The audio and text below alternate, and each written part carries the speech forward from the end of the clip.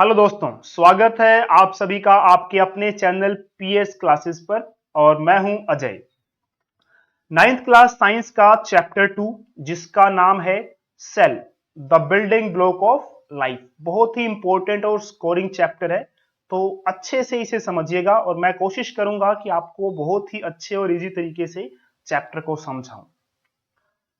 तो इस चैप्टर में देखिए सब कुछ सेल के बारे में ही चलेगा, जैसा कि चैप्टर का नाम ही है सेल।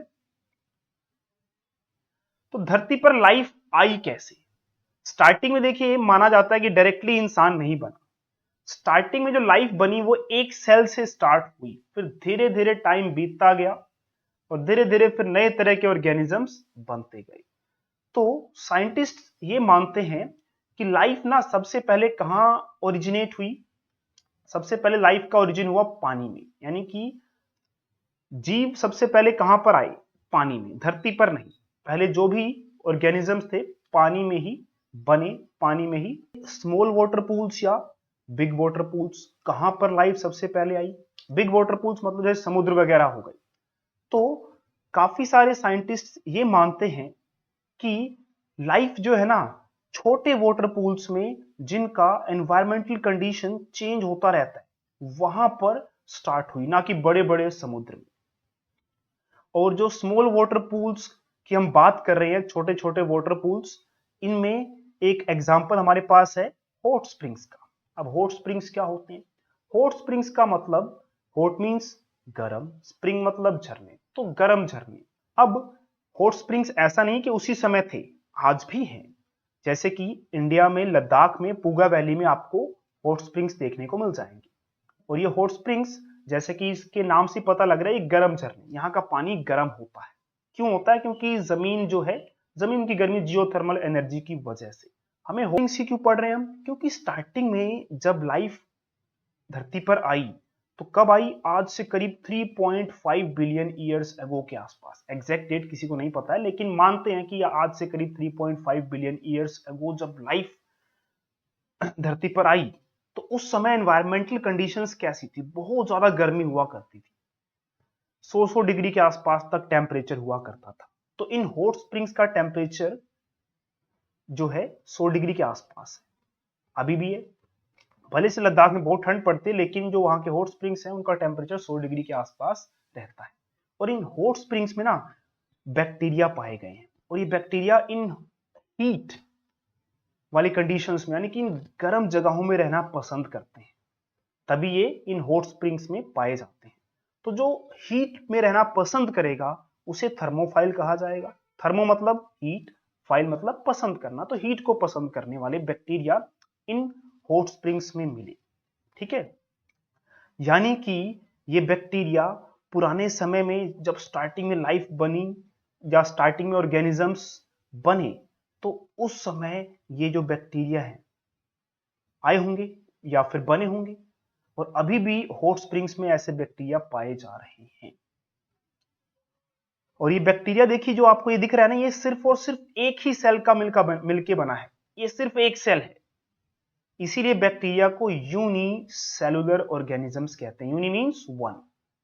तो ये जो बैक्टीरिया है एक ऐसा ऑर्गेनिज्म है जो सिर्फ और सिर्फ एक ही सेल से मिलके बना है। तो यहां से हमें पता चल रहा है कि स्टार्टिंग में जो लाइफ आई वो सिर्फ और सिर्फ एक सेल, ये एक सेल है, इसी से लाइफ स्टार्ट हुई। अब ये जरूरी नहीं है कि यही वाला सेल पहले धरती पे आया होगा, मतलब ये है कि स्टार्टिंग में एक सेल से लाइफ स्टार्ट हुई। तो इस तरह से आप धीरे धीरे आइडिया ले पा रहे होंगे कि सेल पढ़ना क्यों जरूरी है। लाइफ स्टार्ट ही सेल से हुई है। अच्छा, लाइफ हॉट स्प्रिंग्स में ही क्यों स्टार्ट हुई, या फिर हम हॉट स्प्रिंग्स की ही बात क्यों कर रहे हैं? तो जो बिरबल साहनी इंस्टीट्यूट है, यहां के साइंटिस्ट ने इन हॉट स्प्रिंग्स को स्टडी किया। तो जब इन्हें स्टडी किया गया तो ये पाया गया कि इन हॉट स्प्रिंग्स के अराउंड ना कैल्शियम कार्बोनेट बहुत जल्दी बन जाता है। अभी कैल्शियम कार्बोनेट कुछ लोगों को पता होगा क्या होता है और कुछ लोगों को नहीं। कैल्शियम कार्बोनेट क्या है? तो कैल्शियम कार्बोनेट एक कंपाउंड है। देखिए आप इसको कहां देखते हैं? अंडा देखा होगा सबने, तो अंडे की जो बाहर वाली व्हाइट वाली कवरिंग होती है वो कैल्शियम कार्बोनेट से बनी होती है। तो इन हॉट स्प्रिंग्स के आसपास कैल्शियम कार्बोनेट जो है बहुत जल्दी बन जा रहा है, ये साइंटिस्ट ने ऑब्जर्व किया। और इसी कैल्शियम कार्बोनेट ने क्या किया होगा, स्टार्टिंग में जो ऑर्गेनिक मॉलिक्यूल्स जिससे आगे चलकर सेल्स बने होंगे, तो इन ऑर्गेनिक मॉलिक्यूल्स को प्रोटेक्ट किया होगा हार्मफुल रेडिएशंस वगैरह से, या फिर जो भी एक्सट्रीम कंडीशंस हैं, क्योंकि उस समय जैसे मैंने कहा टेम्परेचर काफी हाई हुआ करता था। तो कैल्शियम कार्बोनेट है ना, इसने जो, आपको पता है कि ये जो मैंने सेल दिखाया आपको, कहां गया सेल, ये रहा, तो ये इसकी एक मेम्ब्रेन है, ये बाहर, ये रही बाहर। अगर ये सोचिए मेम्ब्रेन ना होती तो क्या ये सेल एग्जिस्ट करता, नहीं करता ना। या फिर आपने जो ये सेल देखा, ये भी, इसकी भी एक मेम्ब्रेन है। तो हर एक सेल की एक मेम्ब्रेन होती है जिसे हम सेल मेम्ब्रेन कहते हैं। तो अगर ये मेम्ब्रेन ही ना हो तो हम सेल को बता ही नहीं सकते सेल है नहीं है, कहां तक है कहां तक नहीं है। तो जो calcium carbonate in hot springs के अराउंड बन रहा था, उस कैल्शियम कार्बोनेट ने क्या किया, इस पहली प्रोटेक्टिव मेम्ब्रेन को बनने में भी हेल्प किया।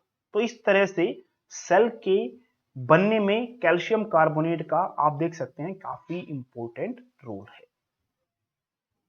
चलिए, तो इतना हमें आइडिया मिल चुका है कि शुरुआत एक सेल से हुई।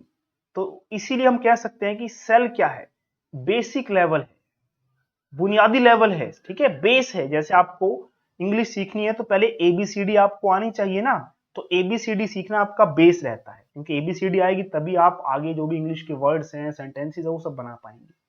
तो इसी तरह से जो सेल है वो बेसिक लेवल है, बुनियादी लेवल है, जिस लेवल पर लाइफ एग्जिस्ट करती है। तो ये आप देख सकते हैं 3 तरह के मैंने सेल दिखाए हैं, ये प्लांट सेल है, ये एनिमल सेल है, और ये एक बैक्टीरिया है। अब जितने भी ऑर्गेनिजम्स हैं, चाहे मैं हूं, चाहे आप हैं, चाहे कोई जानवर है, कोई प्लांट है, कोई भी ऑर्गेनिज्म है ना, वो किससे मिलकर बना होगा, क्योंकि एक छोटे से सेल में लाइफ है तभी जाके ऑर्गेनिज्म बनता है। यानी कि सारे के सारे ऑर्गेनिजम्स किससे मिलकर बने हैं, सेल से मिलकर बने हैं।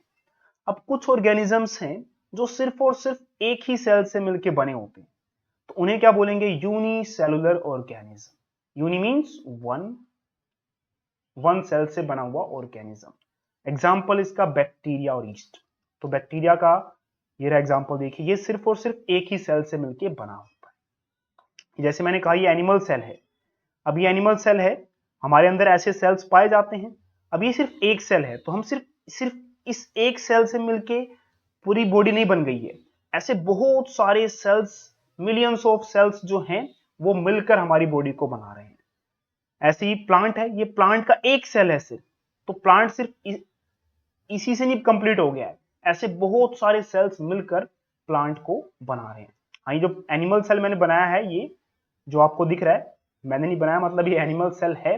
तो ये जरूरी नहीं है कि सारे एनिमल सेल ऐसे ही हों, और जो प्लांट सेल है जरूरी नहीं है कि सारे के सारे प्लांट सेल्स ऐसे ही हों। ये एग्जाम्पल है आपको समझाने के लिए कि एनिमल सेल ऐसा होता है लगभग, और प्लांट सेल ऐसा होता है। तो कुछ ऑर्गेनिजम्स, जैसे मैंने अभी आपको बताया कि हम हो गए, प्लांट्स हो गए, ये बहुत सारे सेल्स को मिलाकर बने हैं, इसीलिए हमें क्या कहा जाएगा, मल्टी सेलुलर ऑर्गेनिजम्स। तो ऐसे ऑर्गेनिजम्स जो एक से ज्यादा सेल्स को मिलाकर बने हैं, उन्हें मल्टी सेलुलर ऑर्गेनिजम्स कहा जाएगा। मल्टी मतलब मैनी, तो हम मैनी सेल्स को मिलाकर बने हैं, प्लांट्स हो गए, बर्ड्स हो गए, हम हो गए। अब देखिए ज्यादातर मल्टी सेलुलर ऑर्गेनिजम्स में क्या होता है ना, अलग अलग तरह के ऑर्गन्स होते हैं। जैसे कि हमारे अंदर ही देख लीजिए, अलग अलग तरह के ऑर्गन्स हैं, हाथ है, सिर है, पैर है, हार्ट है, दिल है। तो अलग अलग तरह के ऑर्गन्स पाए जाते हैं। अब अगर अलग अलग तरह के ऑर्गन्स हैं तो ऑब्वियस सी बात है कि उनके सेल्स भी क्या होंगे, अलग अलग तरह के होंगे। अब एक जैसे सेल्स मिलकर एक ग्रुप बना लेते हैं ताकि अपना एक जैसा काम कर सके, उसे हम क्या कहते हैं, टिश्यू। ठीक है, अब जैसे कि टिश्यू बन गया, जैसे कि मसल्स ही हो गई,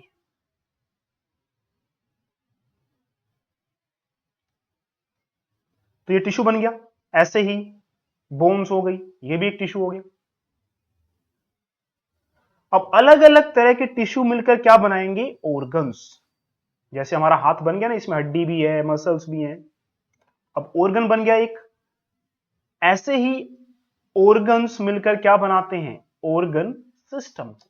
जैसे मान लीजिए हमारा रेस्पिरेटरी सिस्टम है, तो इसमें नोज है, आगे फिर लंग्स वगैरह हैं, ठीक है। तो इस तरह से अलग अलग ऑर्गन्स मिलकर क्या बना रहे हैं, ऑर्गन सिस्टम। लेकिन ऑर्गन सिस्टम मिलकर किससे बना है, ऑर्गन से। ऑर्गन किससे मिलकर बना है, टिश्यू से।